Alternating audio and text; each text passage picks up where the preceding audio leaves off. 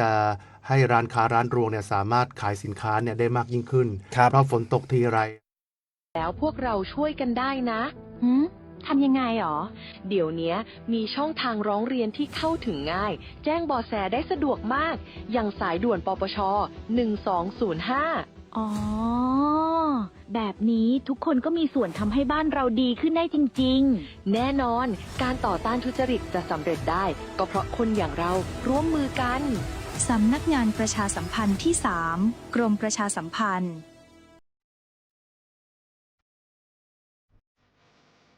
ท่านกำลังรับฟังการส่งกระจายเสียงจากสถานีวิทยุกระจายเสียงแห่งประเทศไทยจังหวัดลำพูน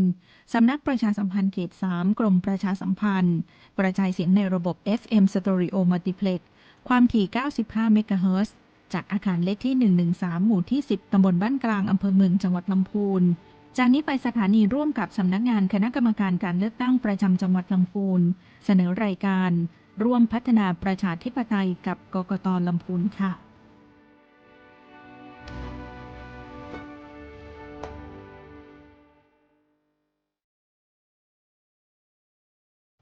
สวัสดีค่ะ ๆ สวัสดีค่ะ ท่านผู้ชมผู้ฟัง สวท จังหวัดลำพูน FM 95 เมกะเฮิรตซ์ วันนี้เราอยู่กับรายการร่วมพัฒนาประชาธิปไตยกับกกต.จังหวัดลำพูนค่ะ ทุกวันอังคารนะคะ หลังเคารพธงชาติ เราก็จะเจอกับพวกเรานะคะ ชาวกกต.นะคะ ที่สับเปลี่ยนหมุนเวียนกันมาให้สาระความรู้เกี่ยวกับการเลือกตั้งค่ะสำหรับวันนี้นะคะอยู่กับดิฉันนะคะ นางสาวธันประภัสมงคลพิรเดชตำแหน่งนักจัดการงานทั่วไปปฏิบัติการค่ะ วันนี้ดิฉันรับหน้าที่เป็นผู้ดำเนินรายการค่ะ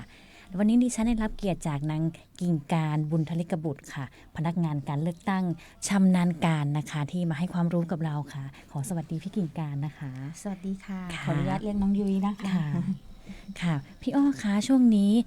สำนักงานกกต.จังหวัดลำพูนนะคะมีการเลือกตั้งที่ไหนบ้างคะ ค่ะ ถ้าในช่วงนี้ของเราเนี่ยจะเป็นการเลือกตั้งแทนตำแหน่งที่ว่างค่ะน้องยุ้ยค่ะ ก็ณตอนนี้ที่มีการประกาศนะคะสทหนึ่งเขาเรียกประกาศให้มีการเลือกตั้งแล้วเพียงแค่1แห่งนะคะ เป็นการเลือกตั้งแทนตำแหน่งที่ว่างที่เขตเลือกตั้งที่ 2 สมาชิกสภาเทศบาลตำบลแม่ตืนนะคะอำเภอลีนะคะ ก็เป็นการเลือกตั้งที่ทางผอ.ผู้อำนวยการการเลือกตั้งประจำจังหวัดลำพูนให้ความเห็นชอบ ประกาศให้มีการเลือกตั้งนะคะ ซึ่งกำหนดวันเลือกตั้งเป็นวันที่ 26 กรกฎาคม 2569 เดือนหน้า และนะคะในการดำเนินการจัดการเลือกตั้งขออนุญาตนำเรียนเกี่ยวกับเรื่องแผนระยะเวลากรอบที่เกี่ยวข้องนะคะแล้วก็จุดเน้นๆที่สำคัญ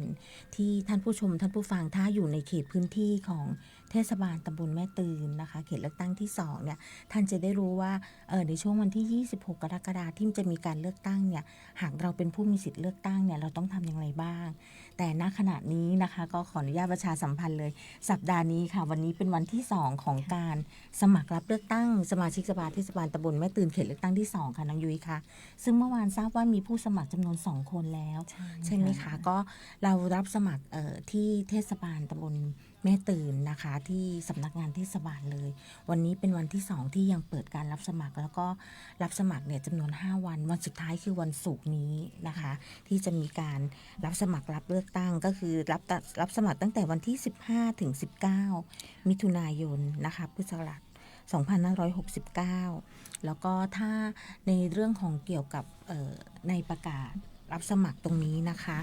ก็ทางผู้อำนวยการการเลือกตั้งประจำเทศบาลตำบลแม่ตืนเนี่ยได้ประกาศเอาไว้นะคะว่านะคะจำนวนที่จะมีการเลือกตั้งนะคะแทนตำแหน่งที่ว่าง1คนนะคะแล้วก็พื้นที่ในเขตที่มีการเลือกตั้งนั้นอยู่ในหมู่ที่11นะคะบ้านห้วยโป่งสามัคคีนะคะหมู่ที่12บ้านห้วยเรือแม่เอิบนะคะเป็นบางส่วนแล้วก็หมู่ที่16บ้านเด่นสวรรค์บางส่วนคำว่าบางส่วนตรงนี้นะคะท่านผู้มีสิทธิ์เลือกตั้งท่านต้องไปดูว่าตรงที่ประกาศกำหนดหน่วยแล้วก็บัญชีรายชื่อผู้มีสิทธิ์เลือกตั้งซึ่งทางผู้อำนวยการการเลือกตั้งประจำเทศบาลตำบลแม่ตืนนะคะท่านปลัดเนี่ยค่ะ เป็นผู้ เป็นตำแหน่งผู้อำนวยการก็จะประกาศนะคะกำหนดหน่วยเลือกตั้งแล้วก็บัญชีรายชื่อผู้มีสิทธิ์เลือกตั้งก่อนวันเลือกตั้งไม่น้อยกว่า 25 วันซึ่งก็จะตรงกับวันที่ 30 มิถุนายนนะคะจึงตรงนี้ท่านสามารถที่จะไปตรวจสอบได้เขาก็จะประกาศกำหนดหน่วยกับประกาศบัญชีรายชื่อของผู้มีสิทธิ์เลือกตั้งเนี่ยณที่เทศบาลที่อำเภอแล้วก็บริเวณใกล้เคียงกับหน่วยเลือกตั้งที่กล่าวมานะคะแต่ในเขตพื้นที่3หมู่บ้านตรงนั้นท่านสามารถไปตรวจสอบได้ว่าเราเป็นผู้มีสิทธิ์เลือกตั้งในเขตนั้นไหมนะคะและอีกประเด็นหนึ่งก็คือนะคะ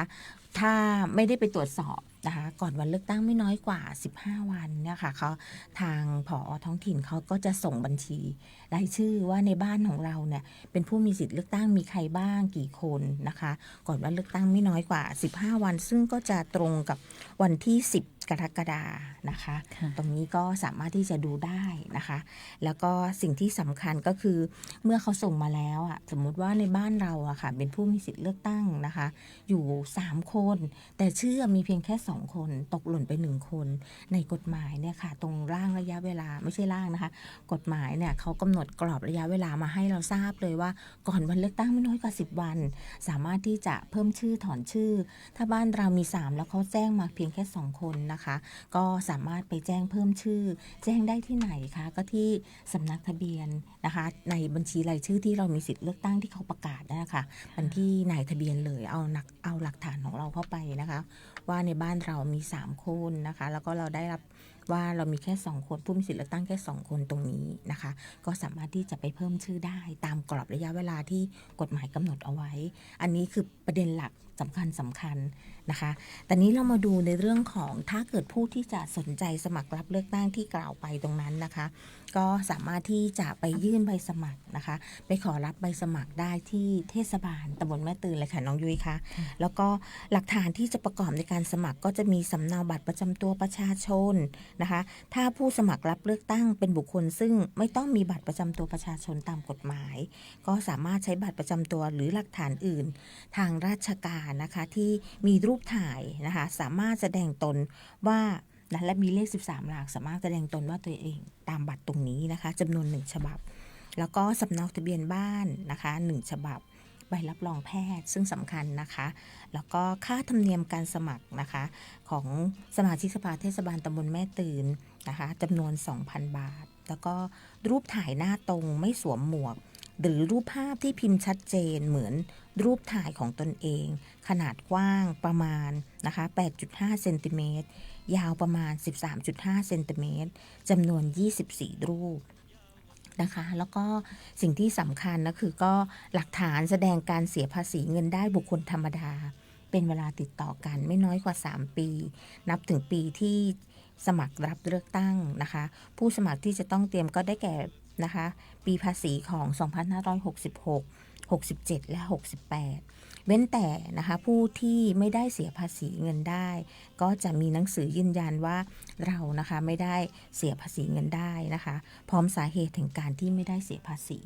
ซึ่งตรงนี้ทางผู้อำนวยการการเลือกตั้งประจำเทศบาลตำบลแม่ตื่นท่านก็จะมีแบบในการยืนยันตรงนี้ให้ท่านอยู่แล้วนะในกรณีที่ผู้สมัครไม่มีรายได้หรือว่าไม่ได้เสียภาษีตรงนี้หรือว่าหลักฐานอื่นใดนะคะที่ท่านมีนะคะคือการเปลี่ยนชื่อนามสกุลหรือว่าสุนทรบัตรนะคะก็สามารถที่ดำเนินการเอกสารตามนี้นะคะไปยื่นในเวลาราชการนะคะที่สำนักงานเทศบาลตำบลแม่ตื่นสถานที่รับสมัครถึงวันศุกร์นี้หากผู้ที่สนใจนะคะเดี๋ยวถ้ายังมีเวลาก็จะมาคุยในเรื่องของคุณสมบัติและลักษณะต้องห้ามหากสนใจจะสมัครรับเลือกตั้งแต่ถ้าวันนี้ไม่ทันจริงๆนะคะก็สามารถโทรมาสอบถามที่สำนักงานกกต.จังหวัดลำพูนได้ค่ะอันนี้ในเรื่องที่ว่ามีเลือกตั้งที่ไหนบ้างตอนนี้มีที่เดียวนะคะค่ะการเลือกตั้งของเทศบาลแม่ตื่นนะคะเป็นการเลือกตั้งกรณีแทนตำแหน่งที่ว่างอะค่ะผู้สมัครนะคะต้องยื่นบัญชีรายรับรายจ่ายครั้งนี้ไหมคะพี่อ้อค่ะก็เป็นคำถามที่ดีมากเลยนะคะบางครั้งผู้สมัครรับเลือกตั้งค่ะจะไม่เข้าใจนะคะว่าถ้าเป็นเลือกตั้งครบวาระหรือแทนตำแหน่งที่ว่างก็ต้องยื่นนะคะและไม่ใช่ว่ายื่นเฉพาะคนที่ได้รับเลือกตั้งผู้สมัครทุกท่านนะคะที่ประกาศมาว่าท่านเป็นผู้สมัครรับเลือกตั้งเนี่ยท่านจะต้องยื่นนะคะรายงานค่าใช้จ่ายตรงนี้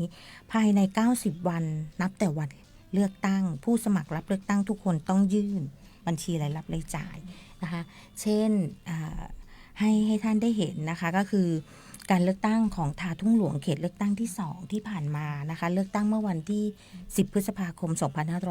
2569 ถ้าภายใน 90 วันนับแต่วันเลือกตั้งก็คือภายในวันที่ 8 สิงหาคมนะคะ2569 แต่วันที่ 8มันเป็นวันเสาร์ค่ะดังนั้นวันสุดท้ายในการยื่นก็จะเป็นวันที่ 10 สิงหาคมนะคะซึ่งผู้สมัครรับเลือกตั้งของทาทุ่งหลวงณตอนนั้นเป็นแทนตำแหน่งที่ว่ามี 3 ท่านนะคะหากท่านยังไม่ได้มายื่นก็มายื่นที่สำนักงานคณะกรรมการการเลือกตั้งประจำจังหวัดลำพูนสำหรับที่มีการเลือกตั้งที่ผ่านมานะคะเมื่อวันที่ 24 พฤษภาคม 2569 ก็เป็นการเลือกตั้งนะคะสมาชิกสภาเทศบาลตำบลหนองล่องเขตเลือกตั้งที่ 2 อันนี้ก็เป็นกรณีแทนตำแหน่งที่ว่างเช่นเดียวกันนะคะอันนี้ภายใน 90 วันนับแต่วันเลือกตั้งก็คือจะตรงกับวันที่ 22 สิงหาคม 2569 เหมือนกันค่ะน้องยุ้ยวันที่ 22 มันเป็นวันเสาร์ค่ะดังนั้นก็คือจะขยับออกไปนะคะวันสุดท้ายก็เป็นวันจันทร์ที่ 24 สิงหาคม 2569 นะคะนี่ทราบว่ามีผู้สมัคร1ท่านนะคะแล้วก็แข่งกับตัวเองนะคะประกาศรับรองออกมาแล้วก็อย่าลืมมายื่นนะคะสำหรับนะคะการเลือกตั้งของจังหวัดลำพูนที่ผ่านมาอันนี้เป็นกรณีการจัดตั้งองค์การบริหารส่วนตำบลเป็นเทศบาลซึ่งของเรามีเพียงแค่1แห่งคือนะคะจากอบต.บ้านเรือนเป็นเทศบาลตำบลบ้านเรือนนะคะเลือกตั้งไปเมื่อวันที่ 29 มีนาคม 2569 นั้นนะคะ90 วันนับแต่วันเลือกตั้งนะก็จะต้องมายื่นภายใน 27 มิถุนายน 2519 เดือนนี้ค่ะนะคะเช่นเดียวกันวันที่ 27 มิถุนายนเนี่ยมันเป็นวันเสาร์นะคะเราก็จะขยับขยื่นออกมาเป็นวันจันทร์ที่ 29 มิถุนายนค่ะอันนี้ก็คือการดำเนินการในลักษณะที่เราจัดการเลือกตั้งผ่านมาแต่ที่เลือกตั้งของอบต.ในกรณีครบวาระหรือต่างๆนะคะของสสหรือว่าของเทศบาลของเราที่ขณะนั้นที่มีการเลือกตั้งก็ผู้สมัครรับเลือกตั้งก็ให้ความร่วมมือมายื่นค่าใช้จ่ายครบถ้วนทั้งหมดนะคะภายในระยะเวลาที่กำหนดค่ะค่ะพี่อ้อคะกรณีที่เมื่อครบ 90 วันนะคะที่พี่อ้อกล่าวมาทั้งหมดนะคะผู้สมัครไม่ยื่นค่าใช้จ่ายหรือบัญชีรายรับรายจ่ายเนี่ยจะมีบทลงโทษอย่างไรบ้างคะค่ะกฎหมายก็กำหนดบทลงโทษไว้หนักอยู่เหมือนกันนะคะก็ที่เราพยายามประชาสัมพันธ์หรือว่าให้ความรู้กับผู้สมัครรับเลือกตั้งเวลาเรามีการเลือกตั้งเนี่ยเราก็จะเป็นลักษณะของการเลือกตั้งเชิญสมรรถฉันท์เพราะผู้สมัครรับเลือกตั้งเนี่ยรับเสร็จเรียบร้อยทางผู้อำนวยการรับสมัครเสร็จเรียบร้อยครบ5 วันก็จะมีการนะคะให้ความรู้กับผู้สมัครรับเลือกตั้งเป็นการที่ให้ว่า1คุณจะต้องทำอะไรบ้างอะไรทำได้ทำไม่ได้ซึ่งทางฝ่ายกฎหมายสืบสวนสอบสวนกลุ่มงานตรงนี้เขาก็จะไปให้ความรู้ว่าคุณหาเสียงยังไงที่มันจะไม่นี่แล้วก็ที่สิ่งที่สำคัญก็คือในเรื่องของการยื่นค่าใช้จ่ายนะคะถ้าเกิดท่านสมัครรับเลือกตั้งแล้วในกำหนดที่บอกไปในช่วงห่วงระยะเวลานะคะเมื่อกี้กล่าวไปอยู่3ที่3แห่งนะคะที่มีการเลือกตั้งถ้าไม่ยื่นนะคะกรณีตรงนี้เขาบอกว่าผู้สมัครใช้จ่ายนะคะเกินจำนวนก่อนนะคะยื่นเหมือนกันแต่ว่าใช้จ่ายเกินจำนวนเงินค่าใช้จ่ายที่ผู้อำนวยการการเลือกตั้งประจำจังหวัดนะคะประกาศกำหนดต้องระวางโทษจำคุกตั้งแต่ 1-5 ปีหรือปรับ 20,000 บาทถึง 100,000 บาทหรือปรับเป็นจำนวน3 เท่าของจำนวนเงินที่ใช้เกินแล้วแต่จำนวนใดว่าจะมากกว่ากันนะคะหรือทั้งจำทั้งปรับและก็ศาลสั่งให้เพิกถอนสิทธิ์เลือกตั้งเป็นเวลา10 ปีอันนี้ยื่นแต่ยื่นเกินนะคะสำหรับผู้สมัครไม่ยื่นนะคะอันนี้ไม่ยื่นบัญชีรายรับรายจ่ายภายในระยะเวลาที่กำหนดไปนะคะหรือจงใจยื่นเอกสารหลักฐานไม่ถูกต้องครบถ้วนนะคะต้องระวางโทษจำคุกไม่เกิน2 ปีหรือปรับ 40,000 บาทหรือทั้งจำทั้งปรับและให้ศาลสั่งเพิกถอนสิทธิ์เลือกตั้งเป็นเวลา5 ปีค่ะนะคะอันนี้มีอีกเคสหนึ่งกรณีที่3ผู้สมัครยื่นบัญชีรายรับรายจ่ายเป็นเท็จอันนี้ยื่นแต่ยื่นเป็นเท็จไม่เป็นความจริงไม่เป็นความจริงต้องระวางโทษจำคุก 1-5 ปีค่ะและปรับตั้งแต่ 20,000 ถึง 100,000 บาทและนะคะศาลสั่งเพิกถอนสิทธิ์เลือกตั้งเป็นเวลา10 ปีแต่นี้เมื่อกี้มีสักครู่ที่กำหนดบอกว่ายื่นเกินจำนวน เพราะผู้อำนวยการการเลือกตั้งกำหนดไว้ยังไงเมื่อกี้3ที่นะคะ3แห่งที่กล่าวไปคือของท่าทุ่งหลวงของหนองล่อง แล้วก็กรณีจัดตั้งเป็นเทศบาลนะคะ ทางผู้อำนวยการการเลือกตั้งเนี่ยก็ได้ประกาศกำหนดค่าใช้จ่ายเอาไว้นะคะมันจะเป็นเคสลักษณะของนะคะแทนตำแหน่งที่ว่างก็ถ้าเป็นผู้สมัครนะคะรับเลือกตั้งนายกนะคะเทศมนตรีเทศบาลตำบลนะคะกรณีแทนตำแหน่งที่ว่างก็จะกำหนดเอาไว้ 350,000 บาททวนแต่ถ้าเป็นสมาชิกนะคะจะกำหนดเอาไว้ในกรณีแทนตำแหน่งที่ว่างต้องใช้จ่ายไม่เกิน 170,000 บาททวนซึ่งท่านผู้อำนวยการการเลือกตั้งได้ประกาศไว้เมื่อวันที่ 16 กันยายน พุทธศักราช 2567 ค่ะก็ยังใช้ฉบับนี้อยู่ยังไม่มีการประกาศเปลี่ยนแปลงใดๆนะคะก็อย่าใช้จ่ายเกินวงเงินแต่ส่วนใหญ่แล้วก็ผู้สมัครของเราที่ทางเจ้าหน้าที่ของเรารับการยื่นค่าใช้จ่ายไม่ว่าจะนายกหรือสมาชิกค่ะไม่ว่าจะเป็นการครบวาระหรือแทนตำแหน่งที่ว่างก็ใช้จ่ายไม่เกินนะคะที่ทางผู้อำนวยการการเลือกตั้งประจำจังหวัดประกาศกำหนดเอาไว้ค่ะตอนนี้ก็ถึงเวลาอันสมควรเราก็ขอพักสักครู่นะคะพี่อ้อคะเดี๋ยวเรามาต่อกันช่วงต่อไปนะคะค่ะหยาดน้ำตาหลั่งรินท่วมแผ่นดินเมื่อได้ยินข่าวเศร้าวิปโยคใหญ่น้อมดวงจิตทรงเสด็จสู่ฟ้าไกลองค์เจ้าฟ้าพัชรกิติยาภาผู้ทรงธรรม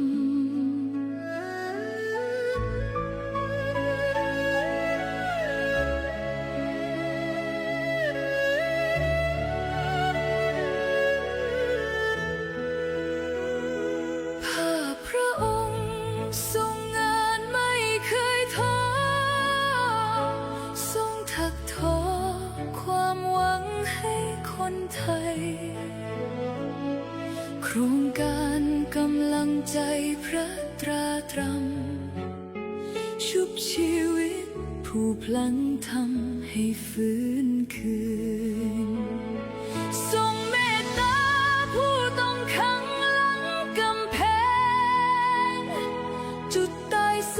งแห่งโอกาสส่องสดชื่นพระหัตถ์ยืนโอบอุ้มผู้คมคืนทรงหยัดยืนเพื่อสตรีและเด็กไทยนักกฎหมายผู้ยึดมั่นความยุติธรรมทรงน้อมนำพระปรีชาอันยิ่งใหญ่เพื่อปวงชนพ้นทุกสุขเกรียงไกรจารึกไว้ในแผ่นดินไม่เลือนลางพระคุณงามความดีที่ทรงสร้างเป็นแนวทางส่องสว่างไม่จืดจางขอน้อมกราบทรงเสด็จสู่ฟ้าราง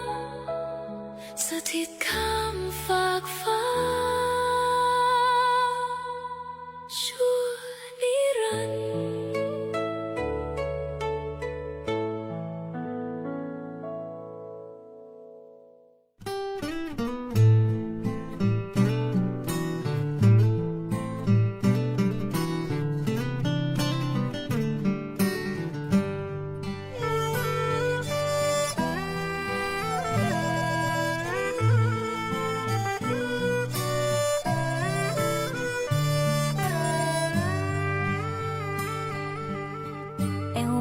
ร์ปูนอิ่มบุญอุ่นฮัก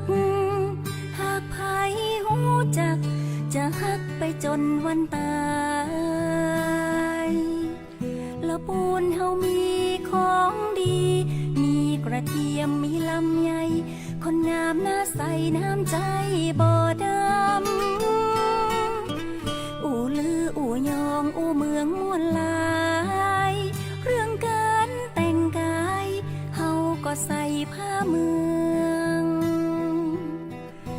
ภูมิใจแต่นาหมู่เฮาห่วม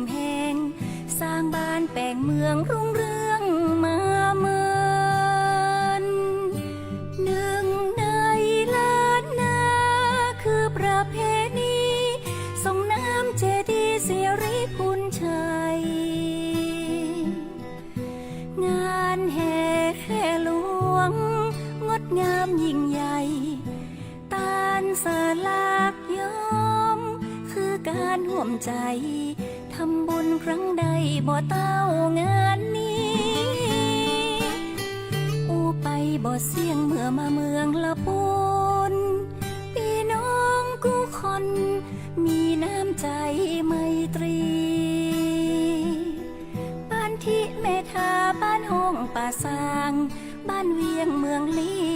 ทุ่งว่าจ้างคนดีน้ำใจงดงาม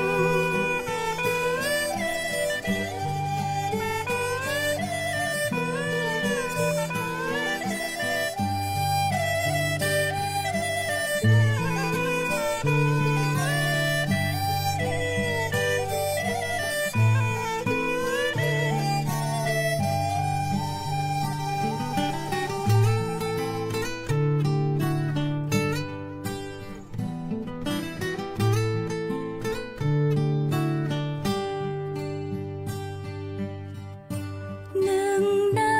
ล้านนาคือประเพณี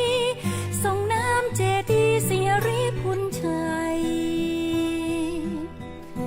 งานแห่หลวงงดงามยิ่งใหญ่ตาลสลากย้อมคือการห่วมใจทำบุญครั้งใดบ่เต้างานนี้อูไปบ่เสี่ยงเมื่อมาเมืองละปูนพี่น้องกู้คนมีน้ำใจไมตรีบ้านที่เมทาบ้านห้องป่าซางบ้านเวียงเมืองลีทุ่งว่าจ้างคนดีน้ำใจงดงาม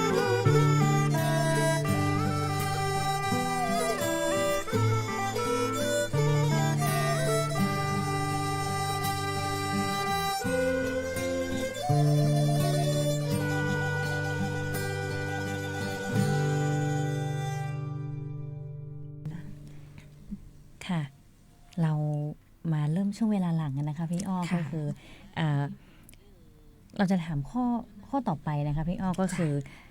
เรื่องคุณสมบัตินะคะของผู้มีสิทธิ์เลือกตั้งกฎหมายกำหนดไว้อย่างไรบ้างคะ ค่ะ อันนี้ก็อยากประชาสัมพันธ์นะคะเลยก็จะเน้นนิดนึงนะคะผู้มีสิทธิ์เลือกตั้งนะคะผู้มีสิทธิ์เลือกตั้งในกฎหมายเนี่ยกำหนดเพียงไม่กี่ข้อเองนะคะข้อแรกเลยคือมีสัญชาติไทยนะคะหากว่าได้มีการแปลงสัญชาติมาแล้วจะต้องไม่น้อยกว่า5 ปีนะคะมีอายุไม่ต่ำกว่า18 ปีในวันเลือกตั้งมีชื่ออยู่ในทะเบียนบ้านในเขตเลือกตั้งมาแล้วเป็นเวลาติดต่อกันไม่น้อยกว่า1 ปีอันนี้คือของท้องถิ่นนะคะแต่ถ้าเป็นการเลือกตั้งระดับชาติหรือออกเสียงนะแค่90 วันเท่านั้นมีชื่อในทะเบียนบ้านนะคะอันนี้ก็คือของเทศบาลตำบลแม่ตื่นเมื่อกี้เขตเลือกตั้งที่2เมื่อกี้ว่ามี3 หมู่บ้านแล้วก็มีบางหมู่ที่ว่าเป็นบางส่วนก็ถึงบอกว่าต้องไปดูว่าในบัญชีรายชื่อตรงนั้นที่กำหนดหน่วยเนี่ยเราเป็นผู้มีสิทธิ์เลือกตั้งหรือเปล่านะคะก็เขาบอกว่าจะต้องมีชื่ออยู่ในเขตเลือกตั้งนะคะตรงนี้ค่ะก็เรียกว่าถ้าเขตเลือกตั้งที่2ก็อาจจะบางส่วนของบางหมู่ในหมู่12กับ16นะคะก็ไปดูนะคะอันนี้ก็ในเรื่องของคุณสมบัติของผู้มีสิทธิ์เลือกตั้งนอกจากนั้นแล้วในกฎหมายเนี่ยก็ยังกำหนดว่าลักษณะนะคะที่เป็นบุคคลต้องห้ามมิให้ใช้สิทธิ์เลือกตั้งนะคะก็จะเป็นนะคะ1คืออยู่ระหว่างถูกเพิกถอนสิทธิ์เลือกตั้งไว้ว่าคดีนั้นจะถึงที่สุดแล้วหรือไม่ซึ่งตรงนี้ในส่วนตรงนี้ทางสำนักงานคณะกรรมการการเลือกตั้งทางท่านผู้อำนวยการการเลือกตั้งก็ได้ส่งรายชื่อของจังหวัดลำพูนที่มีผู้ถูกเพิกถอนสิทธิ์เลือกตั้งตรงนี้ให้กับผู้อำนวยการการเลือกตั้งประจำองค์กรปกครองส่วนท้องถิ่นเพื่อที่จะได้ประสานกับนายทะเบียนสำนักทะเบียนนี้ในการจัดทำบัญชีรายชื่อนะคะแล้วก็ลักษณะที่ต้องห้ามไม่ให้ใช้สิทธิ์ในการเลือกตั้งก็คือเป็นภิกษุสามเณรนักพจน์นักบวชแล้วก็ข้อที่3คือต้องคุมขังอยู่โดยหมายของศาลหรือโดยคำสั่งที่ชอบด้วยกฎหมายและสุดท้ายมีลักษณะที่เป็นวิกลจริตหรือจิตฟั่นเฟือนไม่สมประกอบนะคะอันนี้คือเป็นลักษณะต้องห้ามคุณสมบัติมีเพียง3ข้อลักษณะต้องห้ามก็มีประมาณ 3-4 ข้อนะคะนี่คือของผู้มีสิทธิ์เลือกตั้งนะคะแล้วก็อย่าลืมค่ะที่บอกไปวันเลือกตั้งวันที่ 26 กรกฎาคมก็ไปดูตรวจสอบที่ปิดประกาศไว้ที่อำเภอหรือว่าที่เทศบาลหรือว่าบริเวณใกล้ที่เลือกตั้งนะคะเราไปตรวจสอบดูว่าเราเป็นผู้มีสิทธิ์เลือกตั้งหรือเปล่าแล้วก็เตรียมในเรื่องของบัตรประจำตัวประชาชนนะคะในข้อถัดไปนะคะก็จะเป็นของเกี่ยวว่าหลักฐานค่ะน้องยุ้ยที่หลักฐานที่จะต้องนำนะคะไปใช้อันนี้เรารู้อยู่ละเป็นเรื่องธรรมดาประชาชนทุกคนนะคะก็เมื่ออายุที่สามารถต้องทำบัตรประจำตัวประชาชนแล้วนะคะตามที่กฎหมายของสำนักทะเบียนกำหนดก็คือเราใช้บัตรประจำตัวประชาชนไปเป็นหลักฐานในการแสดงตนการใช้สิทธิเลือกตั้งมีเพียงบัตรเดียวค่ะที่หมดอายุและสามารถใช้บัตรนั้นได้แต่ทั้งนี้ทั้งนั้นก็คือเราต้องนำบัตรเนี่ยไปประกอบในเรื่องของการติดต่อส่วนราชการต่างๆนะคะถ้าหมดอายุก็ไปทำซะนะคะก็สามารถตรงนี้นะคะหลักฐานในการที่ใช้แสดงตนการใช้สิทธิเลือกตั้งนะคะนอกจากบัตรประจำตัวประชาชนแล้วก็ยังมีบัตรหรือหลักฐานอื่นใดนะคะของทางราชการหรือในงานของรัฐนะคะที่มีรูปถ่ายและมีเลขบัตรประจำตัวประชาชนของผู้ถือบัตรที่ยังไม่หมดอายุนะคะสามารถที่ใช้ไปแสดงตนก็จะมีประเภทบัตรประจำตัวเจ้าหน้าที่ของรัฐนะคะใบขับขี่หรือหนังสือเดินทางพาสปอร์ตตรงนี้แต่ส่วนใหญ่เราก็จะไม่ค่อยเห็นเท่าไหร่นะคะแล้วก็จะใช้และนอกจากนั้นแล้วนะคะเดี๋ยวนี้ก็จะมีแอปพลิเคชันที่เป็นการอำนวยความสะดวกเพราะเดี๋ยวนี้เด็กๆบางทีก็ไม่พกนะคะมีโทรศัพท์เครื่องเดียวที่สามารถเปิดแอปนะคะจะต้องแสดงตนโดยการเปิดผ่านแอปพลิเคชันตรงนี้ก็จะมีนะคะอยู่3แอปตามกฎหมายที่กำหนดว่าสามารถใช้เป็นในการแสดงตนการใช้สิทธิเลือกตั้งได้ก็คือไทย ID นะคะบัตรประจำตัวประชาชนอิเล็กทรอนิกส์นะคะแล้วก็อีก1แอปก็คือ DLT QR License คือแอปพลิเคชันที่ใบอนุญาตใบขับขี่ทางอิเล็กทรอนิกส์แล้วก็แอปพลิเคชันของบัตรคนพิการตรงนี้ต้องเปิดผ่านแอปพลิเคชันเท่านั้นนะถ้าเราไม่ใช้บัตรประจำตัวประชาชนในการแสดงตนอันนี้คือหลักฐานนะคะในการที่จะไปใช้สิทธิเลือกตั้งค่ะในกรณีที่ในวันเลือกตั้งอะค่ะเราไม่ได้ไปใช้สิทธิเลือกตั้งและเราที่ลืมที่จะแจ้งเหตุนะคะที่ไม่ไปใช้สิทธิเลือกตั้งนะคะเราจะเสียสิทธิ์อะไรบ้างคะค่ะถ้าไม่ไปแล้วไม่แจ้งนะคะก็จะเสียสิทธิ์จะเป็นสิทธิ์ทางการเมืองนะคะในกฎหมายที่จะกำหนดเอาไว้บางครั้งก็นะคะบางทีบางครั้งเราไม่ได้สนใจว่าเราไม่ได้ไปแล้วเราลืมอย่างเงี้ยค่ะแล้วเราก็ไม่ได้แจ้งเหตุที่เราไม่ได้ไปเนี่ยในวันหนึ่งเผื่อมีคนมาแบบโอ้น้องยุ้ยเนี่ยอยากผมเป็นนายกผมจะขอคุณมาเป็นรองนายกหรือเป็นอะไรอย่างเงี้ยค่ะมันก็ไม่ได้เพราะว่าคุณไม่ได้ไปใช้สิทธิ์เราตรวจสอบว่าคุณสมบัติของรองนายกก็เหมือนกับท่านนายกเหมือนกันนะคะก็มาดูว่าถ้าไม่ไปและไม่แจ้งเหตุเนี่ยเราจะเสียสิทธิ์อะไรตามกฎหมายนะคะกำหนดไว้ว่าผู้มีสิทธิ์เลือกตั้งผู้ใดไม่ไปใช้สิทธิ์เลือกตั้งและมิได้แจ้งเหตุที่ไม่อาจไปใช้สิทธิ์เลือกตั้งหรือแจ้งเหตุที่ไม่อาจไปใช้สิทธิ์เลือกตั้งแล้วแต่เหตุนั้นไม่ใช่เหตุอันสมควรผู้นั้นจะถูกจำกัดสิทธิ์ดังต่อไปนี้นะคะ 1. ผู้จะถูกจำกัดในเรื่องของสมัครรับเลือกตั้งเป็นสมาชิกสภาผู้แทนราษฎรหรือสมาชิกสภาท้องถิ่นหรือผู้บริหารท้องถิ่นหรือผู้สมัครรับเลือกเป็นสวนะคะและถูกจำกัดสิทธิ์ในข้อที่2คือสมัครรับเลือกเป็นกำนันผู้ใหญ่บ้านตามกฎหมายว่าด้วยลักษณะปกครองท้องที่ถูกจำกัดสิทธิ์ในเรื่องของการเข้าชื่อร้องขอให้ถอดถอนสมาชิกสภาท้องถิ่นผู้บริหารท้องถิ่นตามกฎหมายว่าด้วยการลงคะแนนเสียงเพื่อถอดถอนสมาชิกสภาท้องถิ่นหรือผู้บริหารท้องถิ่นถูกจำกัดสิทธิ์ในข้อที่4ก็คือการดำรงตำแหน่งข้าราชการทางการเมืองตามกฎหมายว่าด้วยนะคะระเบียบข้าราชการทางการเมืองและข้าราชการรัฐสภาฝ่ายการเมืองตามกฎหมายว่าด้วยระเบียบข้าราชการรัฐสภาถูกจำกัดสิทธิ์ในข้อที่5ค่ะคือถูกจำกัดในเรื่องของการดำรงตำแหน่งรองผู้บริหารท้องถิ่นเลขานุการผู้บริหารท้องถิ่นผู้ช่วยเลขานุการผู้บริหารท้องถิ่นประธานที่ปรึกษาผู้บริหารท้องถิ่นที่ปรึกษาผู้บริหารท้องถิ่นหรือคณะที่ปรึกษาผู้บริหารท้องถิ่นตามกฎหมายว่าด้วยการจัดตั้งองค์กรปกครองส่วนท้องถิ่นข้อสุดท้ายแล้วค่ะในการถูกจำกัดสิทธิ์ก็คือดำรงตำแหน่งเลขานุการประธานสภาท้องถิ่นผู้ช่วยเลขานุการประธานสภาท้องถิ่นและเลขานุการรองประธานสภาท้องถิ่นตามว่าด้วยกฎหมายของ จัดตั้งขององค์กรปกครองส่วนท้องถิ่นนั่นเองนะคะก็จะเห็นได้ว่าการถูกจำกัดตรงนี้ก็จะเป็นในเรื่องเกี่ยวกับทางด้านการเมืองของผู้ที่เข้ามามีส่วนร่วมในส่วนนี้แต่ก็สำคัญนะคะเพราะว่าในการเลือกตั้งที่ผ่านมาค่ะน้องยุ้ยไม่ว่าจะเป็นของเทศบาลนะคะหรือของสวที่มีการรับเลือกไปนะคะก็จะมีของผู้สมัครรับเลือกตั้งที่ถูกจำกัดสิทธิ์เพราะว่าไม่ได้ไปใช้สิทธิ์การถูกจำกัดสิทธิ์นะ2 ปี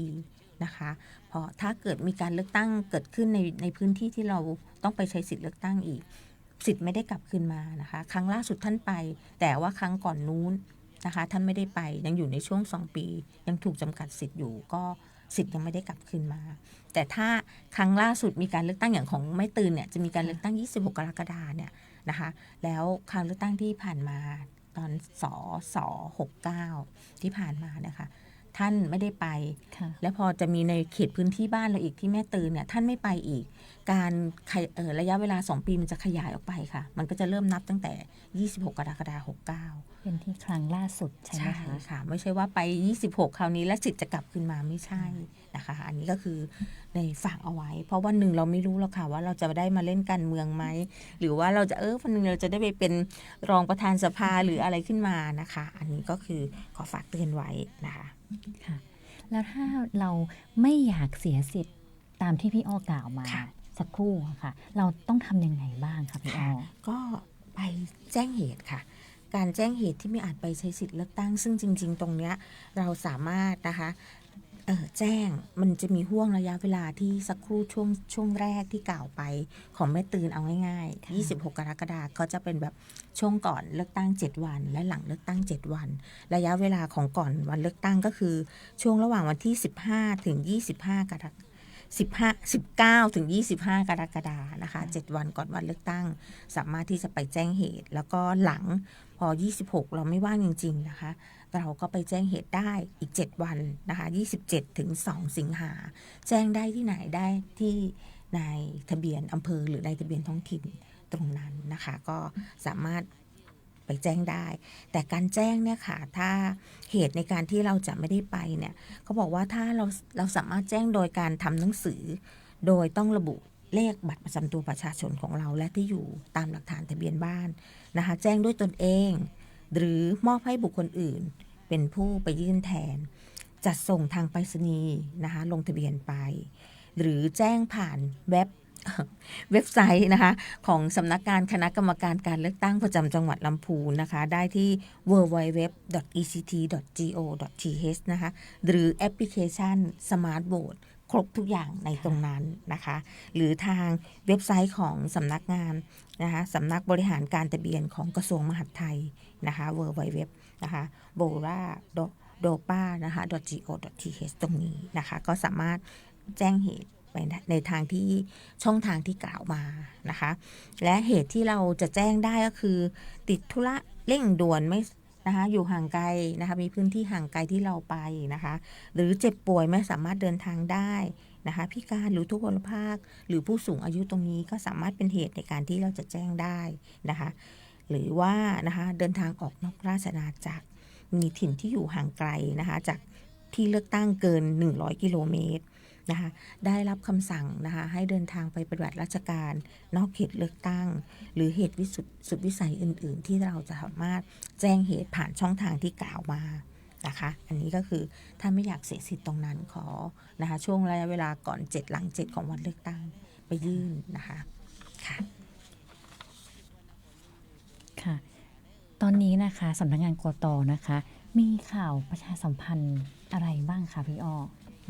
ค่ะอันนี้ขออนุญาตประชาสัมพันธ์ข่าวที่ถ้าท่านผู้ชมท่านผู้ฟังติดตามนะคะสำนักงานคณะกรรมการการเลือกตั้งไม่ว่าจะของจังหวัดลำพูนหรือจังหวัดใดๆหรือทางส่วนกลางนะคะที่สำนักงานคณะกรรมการการเลือกตั้งได้จัดทำข่าวประชาสัมพันธ์ผ่านเว็บไซต์ต่างๆมากมายนะคะก็จะขอประชาสัมพันธ์ในเรื่องของความคืบหน้าการพิจารณาคำร้องหรือความปรากฏเรื่องคัดค้านการเลือกตั้งไม่ใช่การเลือกตั้งการเลือกสวก่อนนะคะสิ่งแรกเลยนะคะสำนักงานคณะกรรมการการเลือกตั้งก็ได้มีการจัดทำข่าวประชาสัมพันธ์เผยแพร่เมื่อวันที่6 มิถุนายน พุทธศักราช 2569นะคะตามที่คณะกรรมการการเลือกตั้งได้ จัดการนะคะเลือกสมาชิกวุฒิสภาระดับอำเภอเมื่อวันที่ 9 มิถุนายน 2567 ระดับจังหวัดเมื่อวันที่ 16 มิถุนายน 2567 และระดับประเทศเมื่อวันที่ 26 มิถุนายน พุทธศักราช 2567 นะคะสำนักงานกกต.ขอประชาสัมพันธ์ว่าเราได้มีการพิจารณาคำร้องความปรากฏหรือคัดค้านการเลือกสว.มีจำนวนทั้งสิ้น605 เรื่องนะคะข้อมูลนี้จะเป็นข้อมูลณวันที่ 25 พฤษภาคม 2569 นะคะซึ่งคำร้องความปรากฏเนี่ยใน605 เรื่องเนี่ยได้ทางคณะกรรมการการเลือกตั้งได้ดำเนินการแล้วเสร็จไปจำนวน587 เรื่องนะคะพิจารณาคำร้องตรงนี้นะคะจำนวน279 เรื่องสั่งไม่รับและรวมเรื่องเป็นข้อมูลเอาไว้เนี่ยอยู่จำนวน145 เรื่องสั่งยกคำร้องหรือว่าสั่งให้มีการยุติเรื่องจำนวน132 เรื่องสั่งให้นับคะแนนใหม่จำนวน2 เรื่องนะคะและได้มีการวินิจฉัยชี้ขาดสำนวนอยู่จำนวน308 เรื่องยกคำร้องไป266 เรื่องระงับสิทธิ์จำนวน2 สำนวนนะคะดำเนินคดีอาญาจำนวน13 สำนวนแล้วก็ยื่นคำร้องต่อศาลเนี่ยอยู่จำนวน27 สำนวนนะคะแล้วก็ยังมี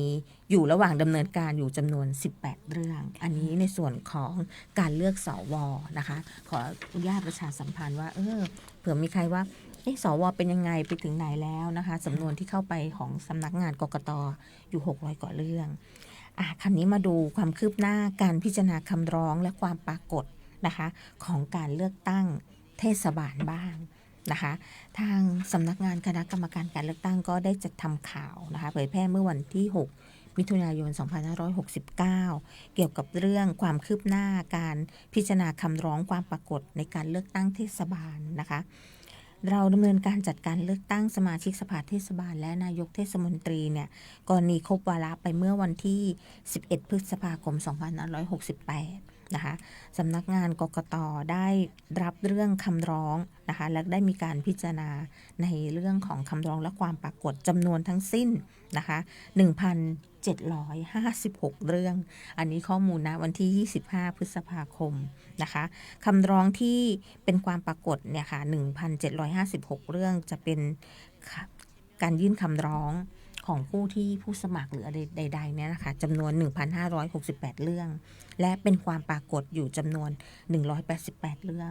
ใน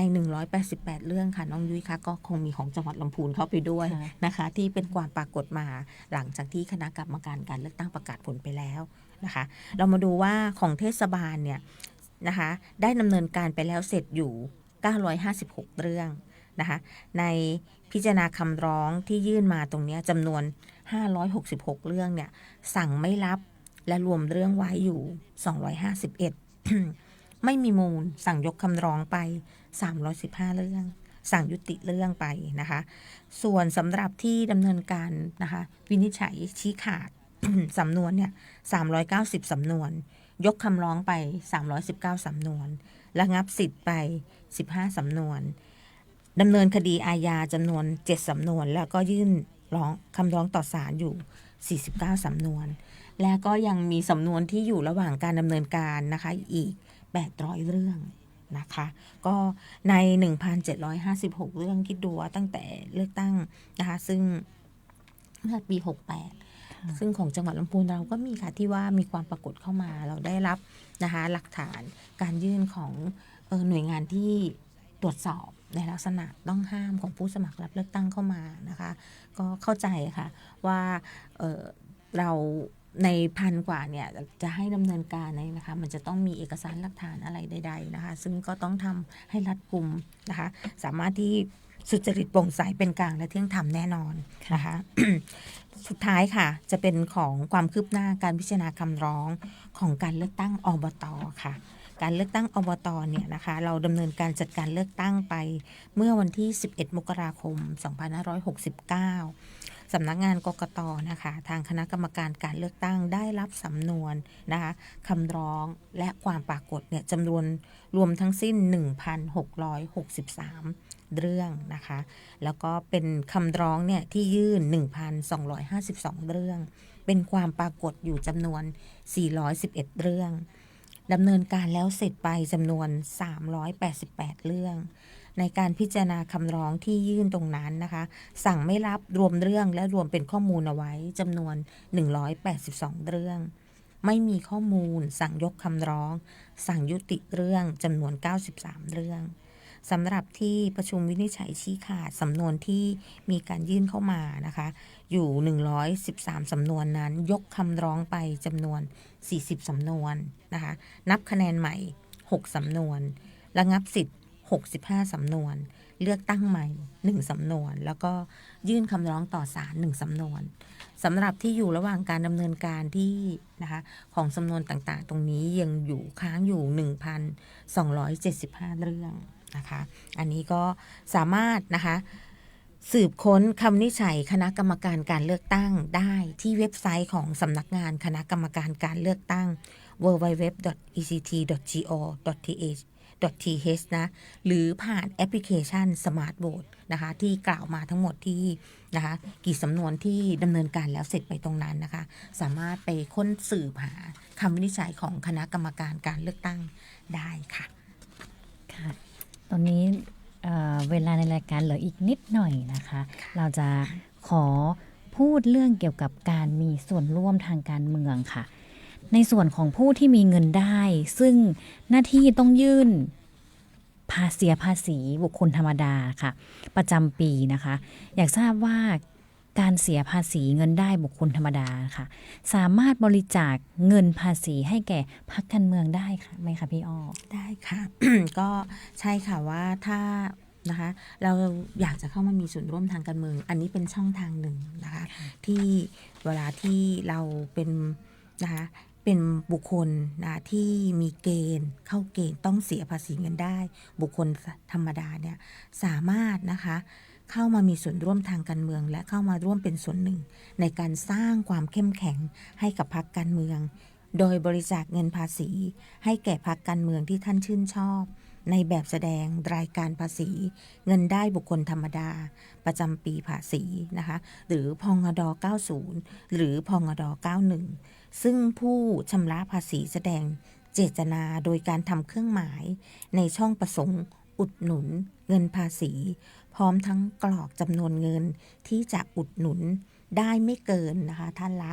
500 บาทโดยที่ท่านไม่ต้องจ่ายภาษีเพิ่มแต่อย่างใดนะคะอันนี้ก็คือถ้าเราต้องยื่นภาษีอยู่แล้วเนาะบางคนก็จะยื่นที่ด้วยตนเองหรือว่ายื่นผ่านนะคะตรงเนี้ยค่ะยื่นผ่านแอปพลิเคชันต่างๆของสรรพสากรที่เขามีการยื่นตรงเนี้ยค่ะท่านก็สามารถที่เข้ามามีส่วนร่วมอีกช่องทางหนึ่งนะคะเป็นการเสริมสร้างให้พรรคการเมืองในประเทศไทยเรานะคะมีความเข้มแข็งมากขึ้นค่ะค่ะหลังจากที่ผู้ที่มีเงินได้นะคะแสดงเจตนาบริจาคเงินภาษีให้กับพรรคการเมืองที่ผู้นั้นชื่นชอบแล้วพรรคการเมืองนะคะจะได้รับเงินบริจาคอย่างไรบ้างคะค่ะก็เงินที่ท่านบริจาคเข้าไปนะคะไม่หายไปไหนค่ะนะคะกรมสรรพากรจะดำเนินการรวบรวมและจัดทำรายชื่อพรรคการเมืองที่ได้รับเงินอุดหนุนพร้อมยอดเงินภาษีของแต่ละพรรคการเมืองส่งนายทะเบียนพรรคการเมืองพร้อมกับโอนเงินดังกล่าวให้กองทุนเพื่อการพัฒนาพรรคการเมืองเพื่อนำมาจัดสรรเป็นเงินอุดหนุนประจำปีให้แก่พรรคการเมืองต่อไปเมื่อกี้ว่าส่งให้กับนายทะเบียนพรรคการเมืองในกฎหมายตามกฎหมายที่กำหนดก็คือท่านเลขาธิการคณะกรรมการการเลือกตั้งค่ะค่ะผู้ที่ยื่นภาษีเงินได้นะคะก็ยื่นแบบรายการพงด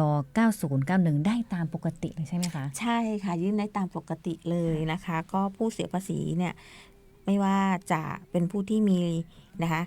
ตรงเนี้ยที่เราจะยื่นนะคะก็ยื่นแบบแสดงรายการตาม9190นะคะประจำปีตามปกติได้ที่เมื่อกี้บอกคือสรรพากรในพื้นที่หรือทางไปรษณีย์ลงทะเบียนหรือยื่นแบบออนไลน์นะคะตรงนี้ที่กำหนดไปเขาจะมีช่องทางให้ไปติ๊กว่าสนับสนุนพรรคอะไรนะคะได้ไม่เกิน500 บาทค่ะค่ะขอพี่อ้อทบทวนขั้นตอนการอุดหนุนเงินภาษีให้แก่พรรคการเมืองอีกครั้งค่ะค่ะคือ1ต้องนะคะแสดงเจตนานะคะประสงค์ อุดหนุนเงินภาษี โดยการทำเครื่องหมายในช่องประสงค์อุดหนุนเงินภาษีนะคะถ้าใครเคยยื่นเนี่ยจะเห็นเลยค่ะจะด้านล่างค่ะก็ไปแสดงความเจตนาตรงนั้นนะคะ2กรอกจำนวนเงินที่ต้องการอุดหนุนได้ไม่เกิน500 บาท 3. การบริจาคเงินดังกล่าวไม่ต้องเสียภาษีเพิ่มเติมแต่อย่างใดค่ะอันนี้มีเพียงเท่านี้เองถ้าเราอยากจะเข้ามามีส่วนร่วมทางการเมือง แล้วก็อยากให้พรรคการเมืองของบ้านเรานะคะเข้มแข็งมากขึ้นเงินตรงนี้ไม่สูญหายไปไหนค่ะเมื่อกี้กล่าวไปแล้วนะคะทางสรรพากรเขาจะทำบัญชีว่าในแต่ละภาคที่เขาได้รับเนี่ยได้เท่าไหร่แล้วเขาก็จะยื่นให้นะคะส่งให้ไปทางสำนักงานคณะกรรมการการเลือกตั้งนะคะกองทุนพรรคการเมืองโดยมีท่านเลขาธิการเป็นนายทะเบียนพรรคการเมืองตรงนี้นะคะควบคุมดูแลในการดำเนินการจัดการเลือกตั้งนะคะเชื่อได้เลยค่ะว่าเป็นการนะคะโปร่งใสแน่นอนค่ะค่ะเมื่อสักครู่นะคะพูดถึงกองทุนเพื่อการพัฒนาพรรคการเมืองไปแล้วไม่ทราบว่าหน่วยงานเนี่ยค่ะเป็นหน่วยงานของสำนักงานคณะกรรมการการเลือกตั้งหรือไม่คะใช่ค่ะเมื่อกี้พูดไปนิดๆแล้วนะคะก็คือเป็นกองทุนเพื่อการพัฒนาพรรคการเมืองเป็นหน่วยงานหนึ่งของสำนักงานคณะกรรมการการเลือกตั้งค่ะน้องยุ้ยนะคะตั้งขึ้นตามพระราชบัญญัติประกอบรัฐธรรมนูญว่าด้วยพรรคการเมืองนะคะ2560ซึ่งกำหนดให้การจัดตั้งกองทุนมีวัตถุประสงค์เพื่อใช้เป็นเงินทุนหมุนเวียนและใช้จ่ายในการสนับสนุนพรรคการเมืองการให้การศึกษาแก่ประชาชนทั่วไปเกี่ยวกับการปกครองระบอบประชาธิปไตยอันมีพระมหากษัตริย์ทรงเป็นประมุขการส่งเสริมการมีส่วนร่วมของประชาชนการส่งเสริมให้เกิดการพัฒนาพรรคการเมืองให้เป็นสถาบันทางการเมืองของประชาชนซึ่งนะคะมีอุดมการณ์ทางการเมืองร่วมกันและสามารถนะคะสมาชิกมีส่วนร่วมในการดำเนินการอย่างแท้จริงค่ะ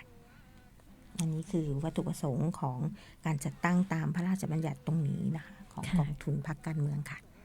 ค่ะและจำนวนเงินที่สรรพากรค่ะได้รวบรวมและจัดทำรายชื่อพรรคการเมืองที่ได้รับเงินอุดหนุนค่ะพร้อมยอดเงินภาษีของแต่ละพรรคการเมือง